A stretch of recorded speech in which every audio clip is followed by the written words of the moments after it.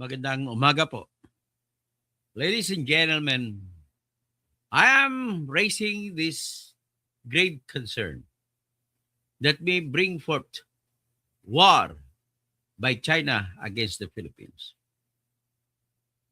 Bakit? Sa ginagawa po nila ni Commodore J. Tariela ng Philippine Coast Guard na kinakampihan ni mga senador na pinangungunahan ni Risa Hontiveros, Erwin Tulfo, Kiko Pangilinan, at iba pa, at marami pang iba, ay nilagay nila sa balag ng alanganin ang buhay ng mga Pilipino. Paano na ginawa? Sa pagbumura po, na nagsimula sa pagbumura o pagpapahiya sa presidente ng China, ay nilalagay po nila, nagkasala po silang lahat ng tinatawag na paglabag sa Article 118 ng Revised Penal Code na nagpaparusa hanggang sa 20 years na kulong para sa mga opisyal ng bayan na gumagawa ng mga hakbang na makapag-incite ng ibang bansa na gigirahin ng Pilipinas. Specifically, this is the act of J. Tariela of speaking before De La Salle University affair, whereby he presented caricatures of the President of China, making it appear that the President of China is a demon or whatever. So dahil doon, nagreklamo yung ambassador nila dito sa Pilipinas. At kinull out din ang reklamo nila na bakit ninyo minamalain ang pagkatao ni President Xi Jinping. Ganun ang nangyari. Kumbaga, pamimersonal na po ng ang argumento laban sa tao. Nang ibig sabihin naman po, nawala na ba tayo ng ating kining na mga argumento, mga lohika para kalabanin ang China sa pamamagitan ng argumento? Para kalabanin ng China, makipagtagisan ng talino laban sa China. Bakit po umabot sa punto na nag-below the belt na? Hindi po lisensya or hindi rason yung the fact na binubomba tayo ng tubig o may nasaktan sa ating mga sundalo para bumaba ang ating mga opisyal sa mga tinatawag na below the belt na attack. Nakalimutan nata ni J. Tariela at saka ng mga senador natin na panguna ni Risa Hontiveros, ni Erwin Tulfo, ni Kiko Pangilinan, at saka iba pa na pwede silang ibilanggo hanggang 20 years kung mag-incite sila to reprisals, motives of reprisal. Kung mag-incite sila o kung mag-udyok sila, nagigirahin tayo ng Pilipinas. Agigirahin tayo ng China. Sa totoong kwento lang, ano ang mga bala, armas? Kung galing na sa mga sundalo, sa tingin ko mas magaling sundalo natin. But then, ang gera po ay hindi pinanalunan sa mga sundalo. Nananalo ka sa gera kung superior ang iyong mga armas. Mga eroplano, mga barko. Meron ba tayo niyan? Nakakaasar po.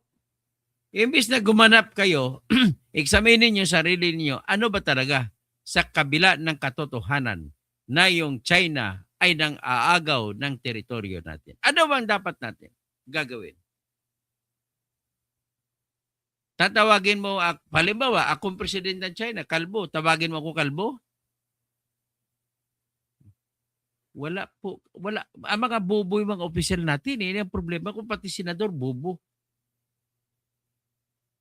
Ito wala bang kasing tulad ng bobo ni Risa Hontiveros. Binibira siya nung Chinese Embassy. Ang bira niya rin ay nagmamayabang, nagagalit. Ang problema din, itong presidente niyo na bangag, hindi rin alam anong gagawin. Ngayon, alam naman ng China na pumupostura pabor sa atin ang United States of America. Pero alam din ng China na hindi makipagpatayan sa ngayon ang US para sa atin. Anhin mo yung ginagamit ng sinasabi lagi na Mutual Defense Treaty na nilagdaan sa gitna ng Pilipinas at saka United States of America. Noon yun, noong panahon ng Hapon, nagira-gera, nakipagpatayan ng Amerikano. Kasama yung mga Pilipino. Pero tandaan nyo, yung gerang yun ay hindi lang gera natin yan. Gera ng Amerikano yun laban sa Hapon.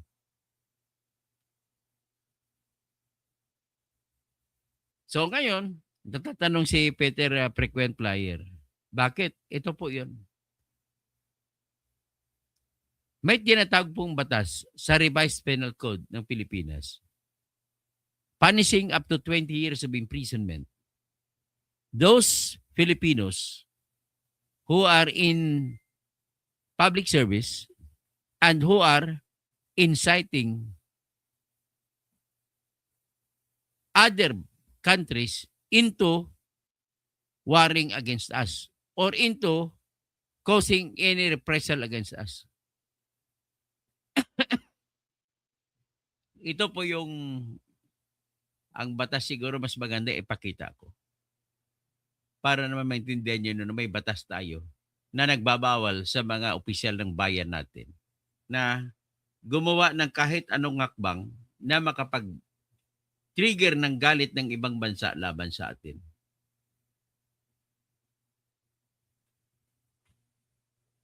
Yan, Revised Penal Code. So ipapakita ko sa inyo ang Revised Penal Code. Dito nyo po makikita na ang Revised Penal Code natin under Article 118 ay nagpaparusa sa kahit sinong Pilipino na gumawa ng kahit anong hakbang na magalit ang ibang bansa sa atin. Dito sa Article 118.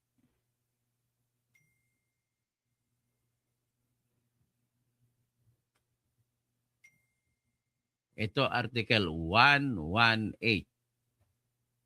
O yan, ipapakita ko po sa inyo ang Article 118. Lumalabas po yan kasi ang mga opisyal natin ay mga bobo. Hindi nag-isip ko anong gagawin. O ito, pag-usapan natin mamaya kung anong dapat na hakbang, magsasuggest tayo. Pero bago tayo magsasuggest, nais ko lang po ipakita sa inyo ang batas. Basahin natin ang batas. Article 118, Section 2, provoking war. So this is an act of provoking war. Number 1, Article 118, inciting to war, giving motives of reprisal or giving motives for reprisal. The penalty of reclusion temporal or up to 20 years shall be imposed upon any public officer, kagaya ni Tariela, or employees. Kasama dyan sila ni Risa Hontiveros at lahat ng iba pang 15 mga senador na pumirma sa isang resolusyon na nagpapalabas ng galit laban sa China. And that of prison mayor upon any private, kung private individual naman, kung sa mga Richard Hidarian, 15 years ang kulong at 12 years prison mayor. Huwag tayo magsigaw-sigaw ng laban sa kalaban natin sa China. Makipag-criticize tayo yung gumamit lang tayo ng dissenting salita.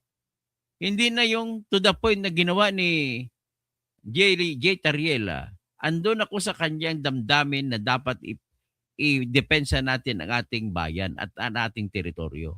But then, his acts of going below the belt na nagpalabas siya ng litrato na pinalabas niya mga satanas ang mukha ni President Xi Jinping ay hindi po kanais-nais. Yan, inciting to war. Ang kasalanan ninyo, inciting to war. I repeat, inciting to war. Why do you not know? You do not know what to do. Ibig sabihin, resign kayo lahat dyan. If you do not know what to do.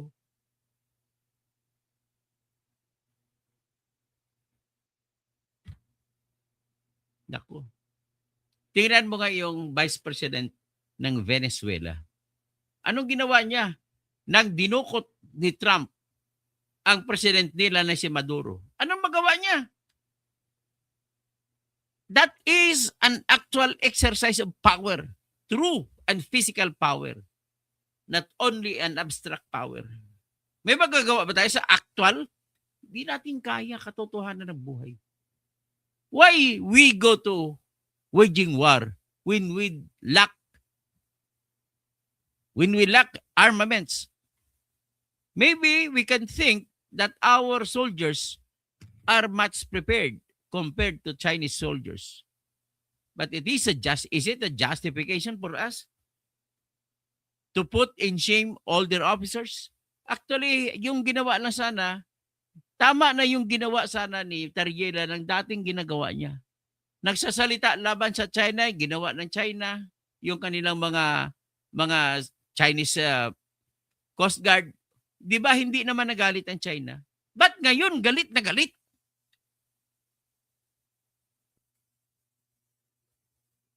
Pinalabas mo kasi sa isang TV na caricature na satanas si Xi Jinping. Although, dapat yung mga ganon, kung may boxing po, bawal ang below the belt. Kasi pag matamaan mong itlog ng tao, matutumba. Bawal yun. In this case, it seems to me, it shows to me, na wala na kayong talino na natitira sa isip ninyo para kontrahin ang ginagawa ng China. You do not even know what to do. You are not meeting among yourselves in order to plan out the strategy in order to defeat China insofar as our claim for sovereignty and territory in the West Philippine Sea. Wala kayong ginawa. Tama na nga yung hakbang ni Noynoy Aquino na nagsampa ng kaso. O ano nagawa ng China? Wala rin, di ba? Hindi rin sila nagalit. Pero the only thing that they can do is dinidisown nila. Sinasabi na walang jurisdiction ang International Court Administrator for the UNCLOS or United Nations Convention on Law of the Sea sapagkat hindi sila nagbigay ng consent. Pero ang alam ko naman, ang China ay naging member din ng UNCLOS. Pero bakit kiniklaim nila na hindi sila nagbigay ng consent? Maganda na yung ginawa ni Noynoy sa ganong sitwasyon. Panalo tayo in the international community. Ang kulang na lang ay kung paano may ipapatupad. Sa ngayon, tumakbo panahon ni Duterte. O panahon ni Duterte, understandable. Ang desisyon ni Duterte, alam niya na hindi niya kaya tooth and nail na labanan.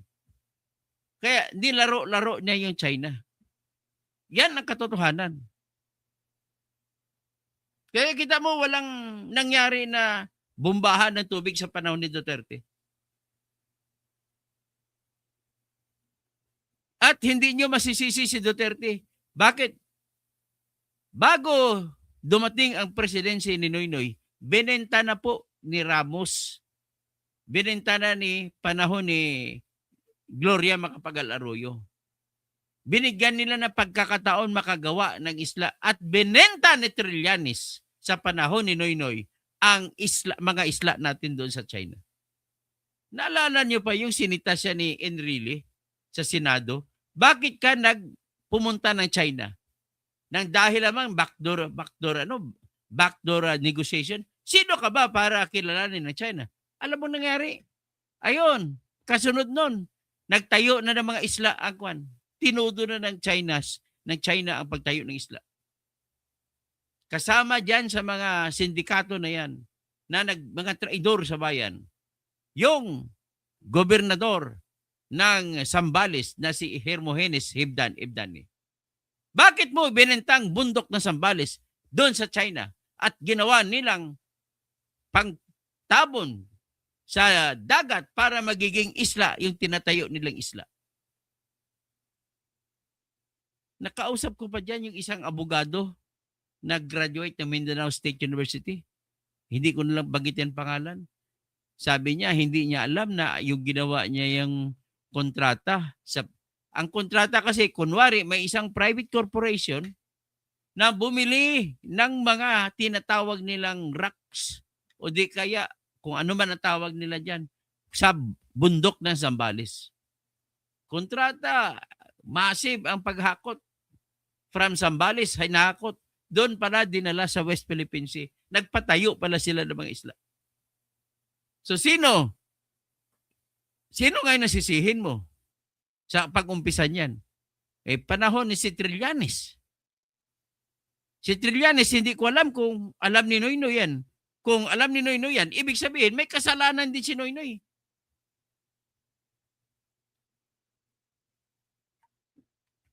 Nung pumasok na si Duterte, gawa na yung mga isla ng China.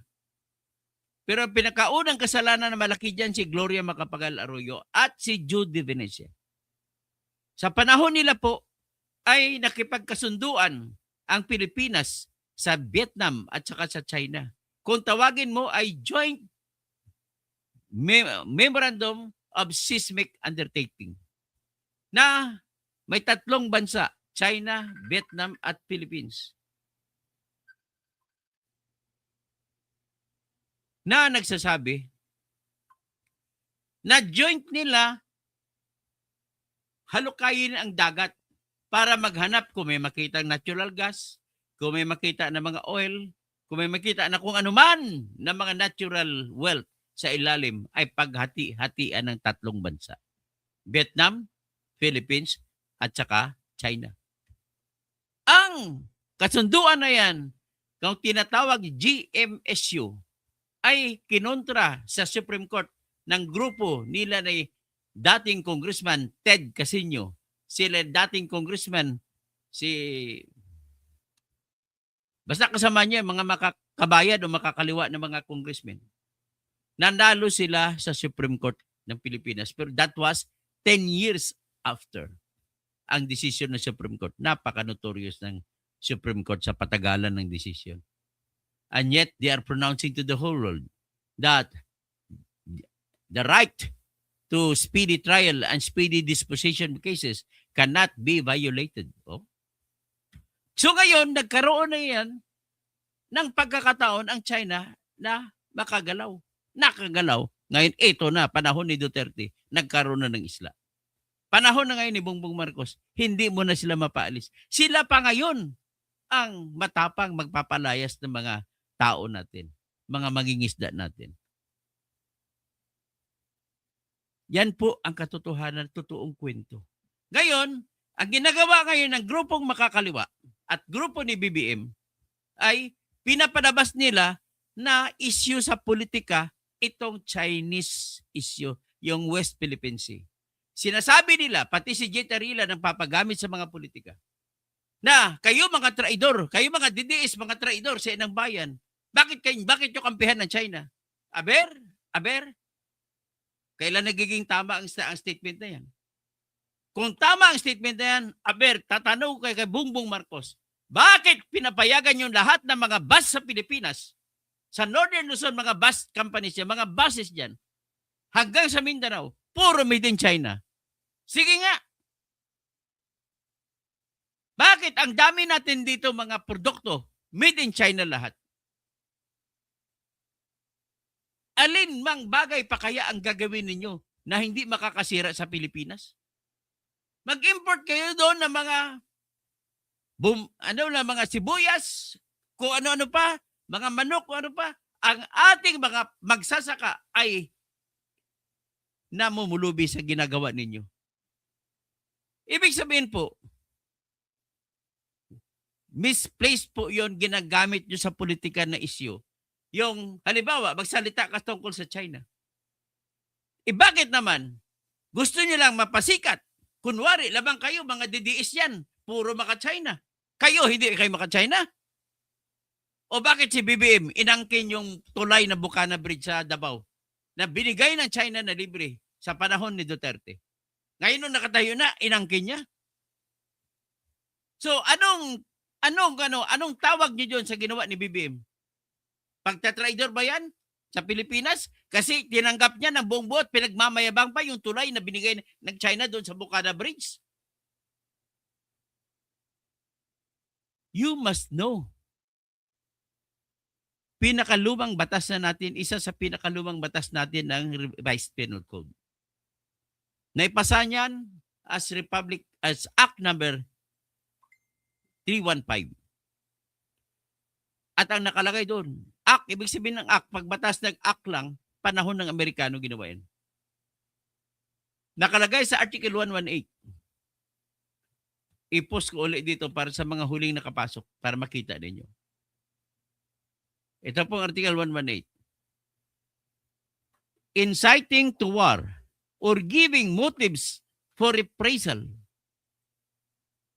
The penalty of reclusion temporal or 20 years shall be imposed upon any public officer, kagaya kay Gitarrila, kagaya sa mga senador na pumirma ng resolution, kagaya kasama din si Risa, si Erwin Tolpo at iba pa.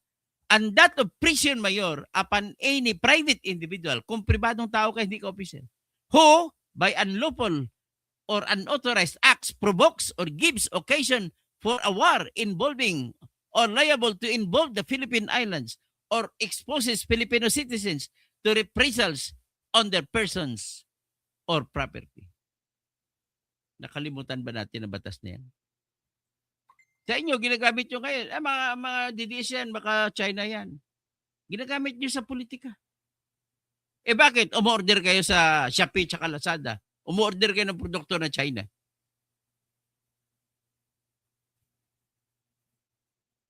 This issue shows the moronic state of mind of our officers. Number 1 dyan, si Jet Ariela. Commodore ka na Philippine Coast Guard. I don't mind kung ano naging background mo. I don't know your history. But what I should know is the glory of your work. Instead, naglagay ka pa ng mukha ni Xi Jinping. Ginawa mo may masungay, may kung ano-ano. It is uncalled for. That is not a kind of logical war that an intelligent man should do. May boxer ba na nanununtok sa ilalim na matamaan yung sex organ ng mga kalaban? Hindi. Bawal yan. So paano tayo ba dapat manalo? Paano tayo makipaglaban dito? Ito naman mga sila ni Risa Ontiveros. Kino-call out na siya. Parang minumura daw siya ng ambassador ng China. Pati din sila ni Kiko. Kung ano-ano. Si Erwin Tolpo. Sino pang iba? 15 sa 24 ng senador ay pumirma ng resolution na kinukundina ang China. Eh paano naman mga Pilipino natin na nagtatrabaho sa China? Baka madisgrasya sila doon. O paano naman kung buang itong presidente ng China? Paano na lang? Pasalamat na lang tayo, hindi si Trump ang presidente ng China. Eh kung si Trump yan, hindi. Ginira na tayo dito.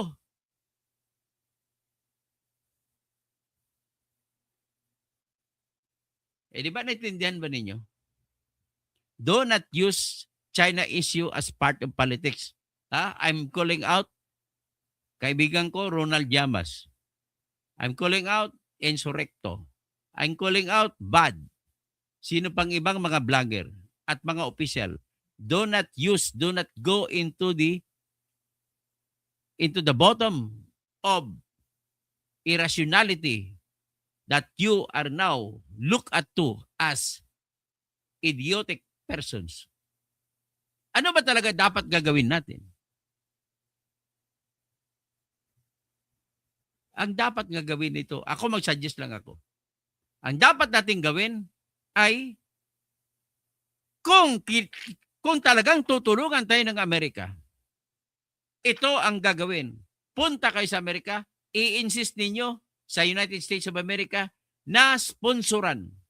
Mag-sponsor sa Security Council ng United Nations. Total, one of the strongest members ang Amerika sa Security Council. 5 lang yan sila.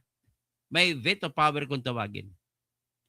At sponsoran niya na calling out China to enforce the decision of the International Court of Arbitration, na kung saan dinesisyonan nila na Philippines may-ari sa ating tinatawag na exclusive economic zone, which is 200 miles, nautical miles from every beach.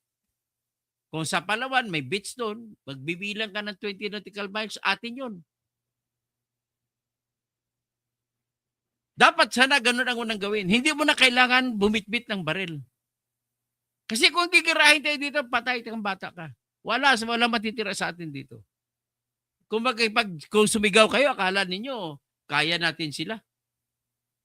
Ang meron lang yun sa sigaw ninyo, yabang. Pride. You call it pride.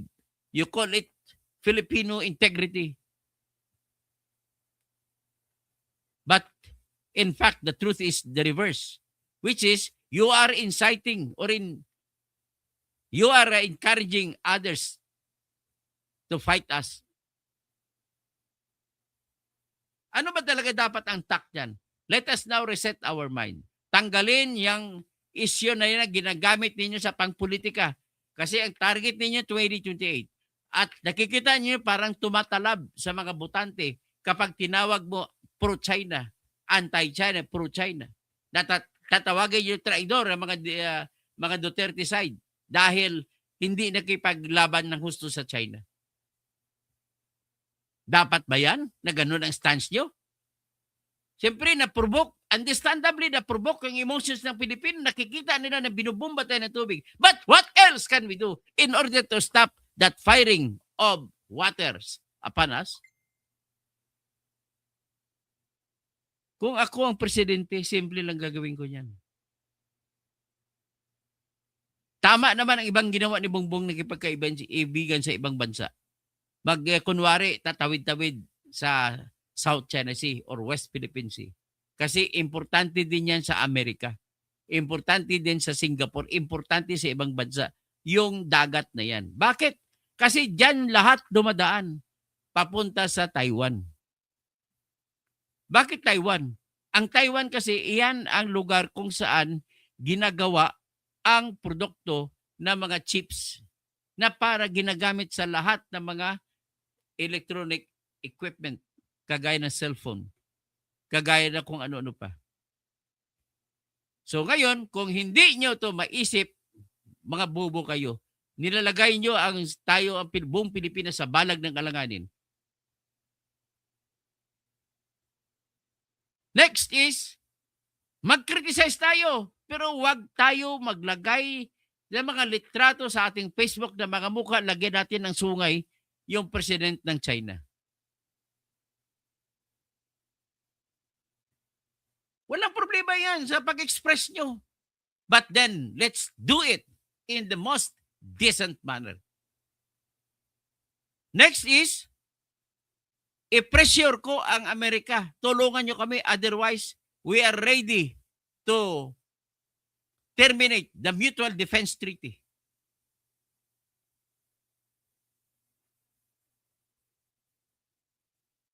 Parang larungan poker lang yan eh. Sasabihin ko lang yan kung ako presidente. Mr. Trump, we will not join your war with China in case war breaks out. And one of those times that war could break out is when China attacks Taiwan. We will not join. Ganun, sabihin ko ganun. Nag-join talaga yung Japan kasi kailangan talaga ng Japan ng Taiwan. Nandoon ang ibang mga pyesa na gagawin, kailanganin. At saka, hanggang ngayon, halos sa top pa rin, pwede mo sabihin, number 1 pa rin sa economic power ang Japan. So ngayon, nakikita na ninyo ng lahat ng salita na nakasakit ng damdamin ay napaparusahan ng 20 years. At ang kasalanan ay inciting to war. Kaya binabalaanan ko po si JJ Tariela at lahat ng mga senador, do it, the remedy in order for China not to be angry at us. Kasi mapipilitan ako kumaso laban sa inyo. Magsampa ako ng kaso for violations of Article 118, Revised Penal Code, inciting to war. So I hope so, naintindihan ninyo.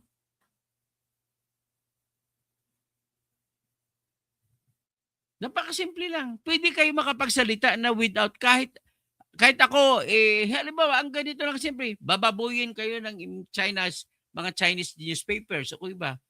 Do not stoop down to their level. Sumagot kayo ng mataas ang level.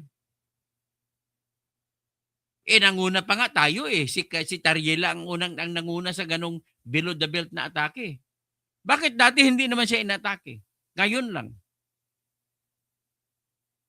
Pagkatapos, pati mga senador natin tinira. Kasi nakipagkampihan sila, dinepensa na si Tariela, and then in the minds of the Chinese government, uncalled for criminal act ang ginagawa ni Tariela. True enough, nabasa nila yung ating revised penal code. It is written under Article 118 that anybody who incites war against us shall be imprisoned for 20 years if you are an employee of the government. Okay? That's all. Yan lang ang aking mapakot sa inyo, ipabuksan sa utak ninyo. So, Rahili Holter po, tumigil ka na kalbo. Ay, pag kalbo-kalbo, okay, lahat na tatawag sa aking kalbo, black, wala ka na.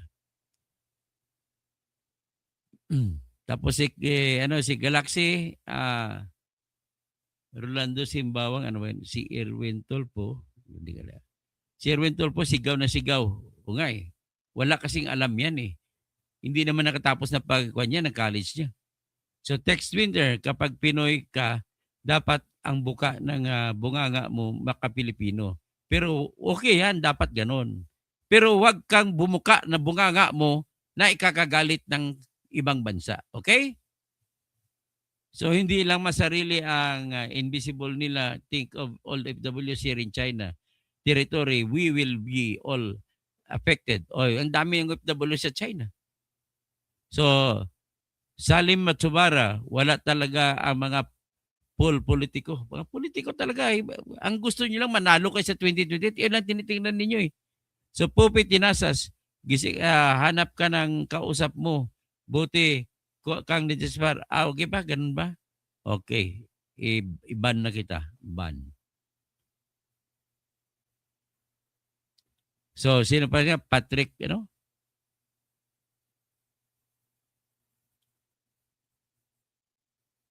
Yuri mo. Ano bang Yuri mo? Ipaliwanag mo. Tatanggalin ko yung pangalan mo rito.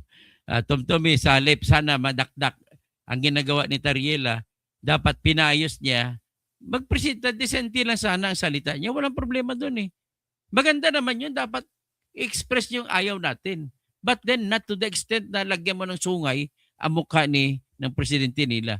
Siyempre, kagaya na sa atin, kahit galit na galit ako kay Bongbong, magagalit din ako pag lagay niya sungay si Bongbong.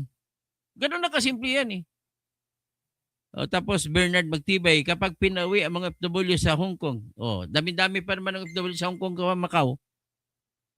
Galaxy, nakakahiya talaga yung mga politiko Pilipinas. Sino pa?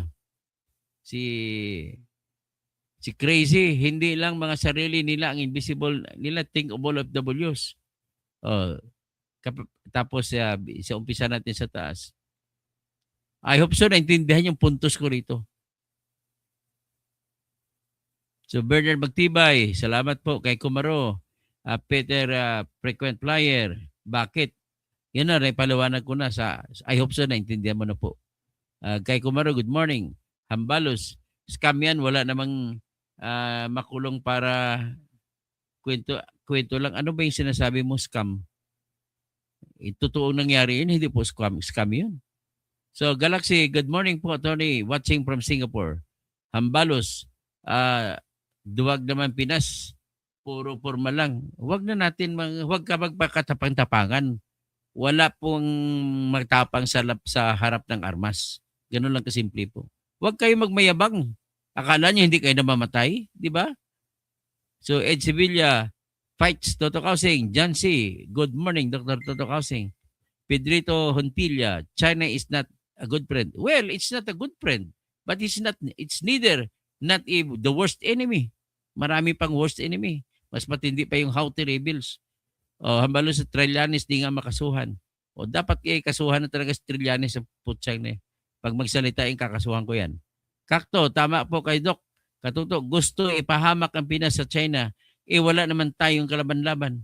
Wilma Diwa, wawa naman mga Pilipino. Dapat wag na tayo magbabayad ng tax sa lahat ng mga may tax para wala na silang makurakot. Yung nga, tira kayo na tira laban sa China tapos kinukurakot yung pera ng Pilipinas. Dapat sila dapat sa ethics nila, ireklamo sila sa ethics nila. Melinis, good morning, Engineer Toto. Sana kasuhan ng young tarsier na yan, sobrang sambog. Okay. Si Vampira, be a Filipino because we all die as a Filipino. Below the belt is the grabbing. Below the belt, hindi po yung grabbing heels. Ang sinasabi natin, Bampay, kung paano tayo gumanti, kung magsalita, do not go below the belt. Kung nag-below the belt ang kalaban mo, do not do the same against them. Tapos, Dodge, kaya pala natanggalan ka ng lisensya. Ay, ano naman ang mga kinalaman ng lisensya ko dyan? Kaya delete ka, ban ka. Si Rodolfo Manyo, kaya dumami ang pugo. Wala nang pugo dito, nandun na sa Cambodia lahat. Ang pugo dito, si Rimulya, nagpatayo ng pugo dyan sa Coblandia, pag-ari ng lupa. Yung mga Rimulya. Pati si Bongbong Marcos kumita dyan. Huwag niyo pati si Lisa Marcos kumita dyan. Huwag niyo ituro na si Duterte na may kasalanan dyan. Okay? Nag-walk out si Trililing. Naalala mo, nag-walk out siya kay Enrile. Hindi niya masagot. Marcel Silerio, go attorney, tirahin mo sila. Tapos G. Cason, so how can you? Sir, how can you? Naintindihan mo ang tanong mo? Naintindihan mo ba yung tanong? Sino tinatanong mo? How can you? How am I? What am I do? What am I saying that? It's because yung ginagawa ni J. Tarila ay krimen. Makukulong siya ng 20 years sa batas ng Pilipinas. You are giving motives of reprisal. O di kayo inciting China to war against us. BBS Las Vegas, correct ka Toto. Tapos, isisisi na sa Duterte. Ginagamit ng pang-eleksyon yan. Watching from Singapore, si Andrea Gueco. Salamat po. Mayap Abak. Tapos si Zarate, Las Vegas. Tapos si Shane Slanco. Hi po, Dr. Toto, watching from Ontario, Canada. Itong mga senators natin don't realize isang missile lang kayo. Yun. Damay tayo sa mga salita nila, damay lahat ng Pilipino. So, Roland Guerrero, Galaxy, saan ka po dyan sa Singapore? Tampain is here. Okay. Rolando Guerrero, sana nga ikulong sana si Erwin. Indio Lacona.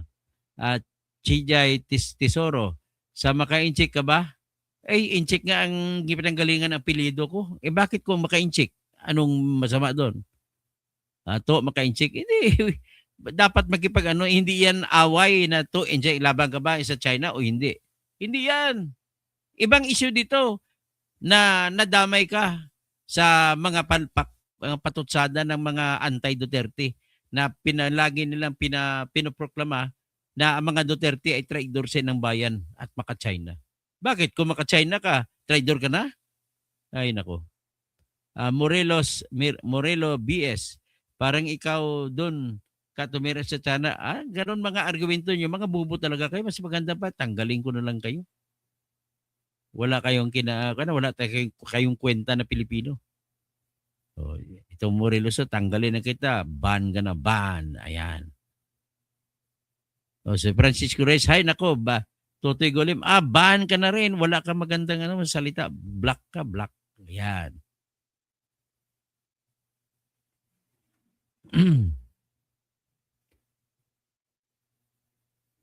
Black na kita. Dapat wala ka na dito.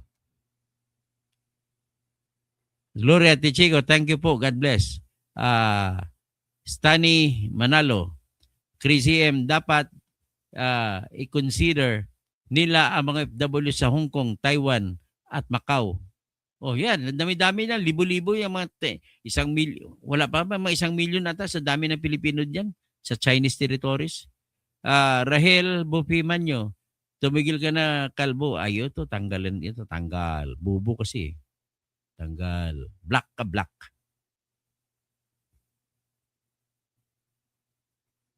Okay? Si Bergie Piquero, si Erwin Tulpo, sigaw ng sigaw. Kala niya hari. Galaxy Rolando sa Simbawang. Tapos si Tex Winter, kapag Pinoy ka, dapat ang buka ng bunganga mo, okay yan. Okay naman yan. Hindi lang ang sarili nila, ang invisible nila. Tama po yan. Salome Matsubara, wala talaga mga politiko. Okay, Pepe Tinasans. Tapos hanap ka ng kausap mo, buti na lang na-disbar ka, wala rin ito kwenta. Mga inutusan ni Claire Castro yan.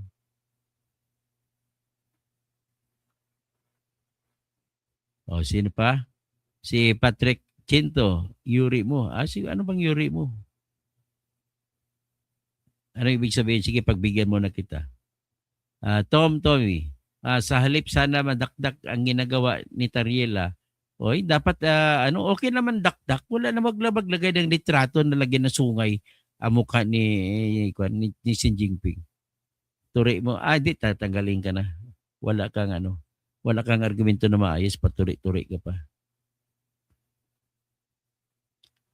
Bernard Magtibay, kapag pinauwi ang mga OFW natin sa Hong Kong, Macau, mga China, sa Beijing, marami dyan, mga Pilipino. Bobby Cortez, good morning, Dr. Toto. Tex Winter, WFS, West Philippine Sea is non-negotiable. Umalis sila. Yun, kung sila naman po ng argumento, sa kanila yan. So let us recognize the fact na kumukontra sila. At dyan ka ngayon, mag-isip ko ano gagawin mo. Okay? Johnny Legaspi, Sir Toto, binabanatan ka ni Inso Recto sa programa niya. DDS ka daw. Wala problema kahit DDS ako. Bakit? Anong tingin niya si DDS? Inso, pag sinabi mo DDS, masamang tao? O ikaw, bakit hindi ka tumitira kay BBM? Gusto mo ba sabihin ko pa? Okay. Sino pa ba? Si Galaxy, si Samuel Manansala, dapat imbestigahan si Tariela. Tista, wala ng flood control, si Lito Lapid. So, Ivan Mark, Doc Toto, paano na ang bunyog party list ni Insurrecto pumapanig sa mga kurap? Sa totoo lang, I'll tell you, Enzo, pasensya ka na, pero ang nangyari dito, ginagamit mo lang mga bunyog eh. Bahala ng mga taga-bunyog nakarinig sa akin. I would rather stay with you kung maiba ang takbo ng polisiya. Joe Piamonte, isang kanyon lang ng China. Isang kanyon lang tayo kung gustuin tayo. Itong unprofessional ang act ni Tariela. Tapos hindi na uso ang batas ngayon dahil sa uso ngayon ay bend the law. Yun nga, ginagawa nila. So Marvin Vitalis, tanga ka, wala kang alam, tatakbo ka pa na, bubo. Ito, tanga ka rin. No? Tanggalin kita, block na. Ban the user. So, Mabs, mga tanga yung mga basher mo, attorney. O nga eh. Si Pong Tinasas, binlock mo pa ang account ko, ha? Block mo rin ang account kung ito. Dapat ikaw na mag-ban sa Facebook. Diyan ka na lang sa China. Sige, ibablock ko rin. Sa Facebook, Pong Tinasas. Sige, hanapin kita. Pong Tinasas, block ka. Chicken Poopers, good morning, Dr. Toto. Sa Mabs, Dibo, mga tanga, kayo mga baser mo. Si Randolph Lumana, good morning po, Doc Aki. Chicken Poopers, Tapos Herbert Bigo, bumaliktad na si Toto makapili. Oy, ikaw, hindi po ako bumaliktad, Herbert Bigo. Pinaglalaban kong batas at saka kung anong tama. Ngayon sabihin mo na maka-China ka, maka-China ako. No, I'm not maka-China. I'm only saying do not incite China into anger na gigirahin tayo. Ganun pong ibig sabihin. So, Las Vegas, dito na sa Amerika, karamihan made in China. Oh, paano nangyari sa Pilipinas, karamihan made in China. Meron na bang issue sila tulapin sa flood control? Meron ata. So, siyoning hukom, palayasin ni Tolpo, ang mga Chinese niya. Oh, marami din siyang Chinese na nakasama. Celso Talisik, malaki ang naitulong ng China sa Pinas. Mga gamit natin, o mga murang gamit galing China. Salome Matsubara. Sana naman mag-aral, mag-research at mga magko-comment ninyo, Dr. To. Hindi marunong mag-comment eh. Celso Talisik, West Philippine Sea, wala na sa world map, China Sea ngayon. Si Pong Tinasas, okay, binlock mo ako, ha? Sige, bablock talaga kita. Huwag mo akong ganuhin. Huwag mo akong hamunin. Conrado Alpio, nakahabol nga, mayap-abak mga kabalen. Tapos Ara Sausa, good morning. Mabs, tama yun, attorney, block mo na mga yan. Adictus, Benedictus, Celso Talisik, just go on, Dr. Toto. Maraming kaming mga natutunan sa iyo. Okay, dyan lang ang batas ay magsasampa na ako ng kaso laban sa kanila. Para ipakita ko lang sa inyo na mali ang ginagawa ni Gita Riela. Maraming salamat po. Paki-like at paki-invite naman sa iba. Huwag lang yung mga troll, ha?